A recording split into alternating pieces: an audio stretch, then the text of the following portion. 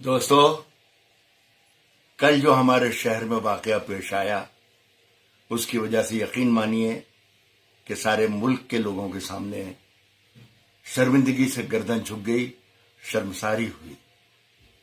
یہ لوگ جو آپ کے محافظ ہیں، آپ کے ساتھی تھے، آپ کے معاون تھے، آپ کی حالت، آپ کی طبیعت دیکھنے آئے تھے، ان کے ساتھ جو آپ نے سلوک کیا، پورا ہندوستان حیرت میں ہے کہ یہ اندور شہر جو اتنا مہذب، اتنا پڑھا لکھا، اتنا تمیزوں والا، اس شہر کو کیا ہو گیا؟